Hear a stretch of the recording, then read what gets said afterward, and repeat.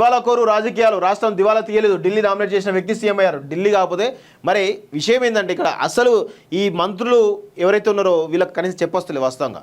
ఈరోజు మీరు ఆ ఎల్లా హోటల్లో అంత 44 మంది ఎమ్మెల్యేలు కూర్చొని ఒక ప్రతిపాదన పంపించారు. ఎవరు సీఎం అనేది అంటే ఒక ప్రతిపాదన పంపిస్తే ఢిల్లీ అనౌన్స్ చేసింది. మరి అదెందుకు చెప్తలేరు? మంత్రులు చెప్పాలి కదా. సరే ఈయనంటే ఢిల్లీ నామినేట్ చేసిన సీఎం అని చెప్తాను. ఢిల్లీ నామినేట్ చేసిన సీఎం అంటే ఈయన ఎమ్మెల్యే కదా. ఈరోజు కాంగ్రెస్ పార్టీలో వాస్తవంగా చెప్పాలంటే రేవంత్ రెడ్డి, దామోదర రాజనరసింహ, శ్రీధర్ బాబు, బట్టి విక్రమార్క, ఉత్తమ్ కుమార్ రెడ్డి, కోమటిరెడ్డి వెంకటరెడ్డి ఇలా చెప్పుకుంటూ పోతే 10 మంది సీఎం క్యాండిడేట్లు వాస్తవంగా సీఎం రేస్లో. మరి బీఆర్ఎస్ పార్టీలో లింగులు ఇట్టుకొని ఏకలింగం ఉన్నాడు కేసీఆర్. అంటే ఏ విధంగా చూసినా ఒక ప్రజాస్వామిక పద్ధతిలో ఎంపిక జరిగింది.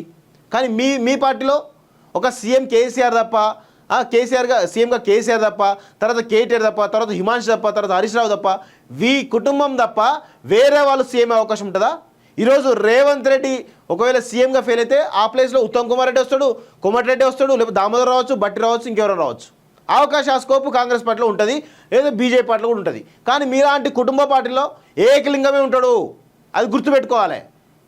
ఈ కేటీఆర్కు అవగాహన ఉండదు. ఎందుకంటే ఫ్రస్ట్రేటెడ్ తెలంగాణ మ్యాన్ అన్నట్టు. ఫ్రస్ట్రేటెడ్ మ్యాన్ ఈయన, ఫ్రస్ట్రేటెడ్ తెలంగాణియన్ వాస్తవం చెప్పాలంటే. ఏ అవగాహన ఉండదు. ఏనంటే పుస ఏదో వీళ్ళకు ఆ కుటుంబంలో ఉన్నది మాట ఏది పొంగనాలు కొట్టాలి, పిట్టల ద్వారా ముచ్చలు చెప్పే ఒక ఆ బ్లడ్లో ఉంటుంది కాబట్టి అంత పుస మాట్లాడేస్తారు. ఏ తెలివి ఉండదు, ఏది ఉండదు. దిక్కుమాలినటువంటి వాదన చేస్తూ ఉంటారు. ఏలు పెడితే కాలు పెడితే, కాలు పెడితే ఏలు పెడతాడు. అట్లా చేస్తారు ఈ విషయాలన్నీ. దివాలాకోరు రాజకీయాలు రాష్ట్రం దివాలా తీయలేదు. ఢిల్లీ నామినేట్ చేసిన వ్యక్తి సీఎం అయ్యారు. ఢిల్లీ కాకపోతే మరి విషయం ఏంటంటే ఇక్కడ అసలు ఈ మంత్రులు ఎవరైతే ఉన్నారో వీళ్ళకి కనీసం చెప్పొస్తలేదు వాస్తవంగా. ఈరోజు మీరు ఆ ఎల్లా హోటల్లో అంత 44 మంది ఎమ్మెల్యేలు కూర్చొని ఒక ప్రతిపాదన పంపించారు. ఎవరు సీఎం అనేది అంటే ఒక ప్రతిపాదన పంపిస్తే ఢిల్లీ అనౌన్స్ చేసింది. మరి అదెందుకు చెప్తలేరు? మంత్రులు చెప్పాలి కదా. సరే ఈయనంటే ఢిల్లీ నామినేట్ చేసిన సీఎం అని చెప్తాను. ఢిల్లీ నామినేట్ చేసిన సీఎం అంటే ఈయన ఎమ్మెల్యే కదా.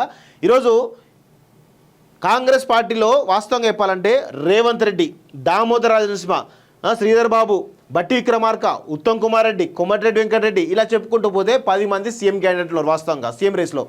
మరి బీఆర్ఎస్ పార్టీలో లింగులు ఇట్టుకొని ఏకలింగం ఉన్నాడు కేసీఆర్. అంటే ఏ విధంగా చూసినా ఒక ప్రజాస్వామిక పద్ధతిలో ఎంపిక జరిగింది. కానీ మీ పార్టీలో ఒక సీఎం కేసీఆర్ తప్ప, సీఎంగా కేసీఆర్ తప్ప, తర్వాత కేటీఆర్ తప్ప, తర్వాత హిమాంశు తప్ప, తర్వాత హరీష్ రావు తప్ప కుటుంబం తప్ప వేరే వాళ్ళు సీఎం అవకాశం ఉంటుందా? ఈరోజు రేవంత్ రెడ్డి ఒకవేళ సీఎంగా ఫెయిల్ అయితే ఆ ప్లేస్లో ఉత్తమ్ కుమార్ రెడ్డి వస్తాడు, కోమటిరెడ్డి వస్తాడు, లేకపోతే దామోదర్ రావచ్చు, బట్టి రావచ్చు, ఇంకెవరైనా రావచ్చు.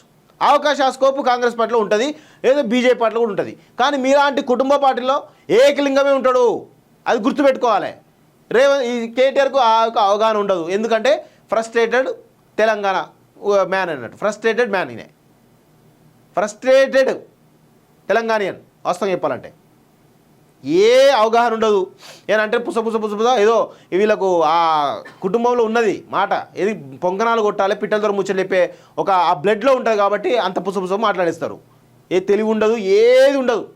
దిక్కుమాలినటువంటి వాదన చేస్తూ ఉంటారు. ఏలు పెడితే కాలు పెడితే, కాలు పెడితే ఏలు పెడతాడు. అట్లా చేస్తారు ఈ విషయాలన్నీ.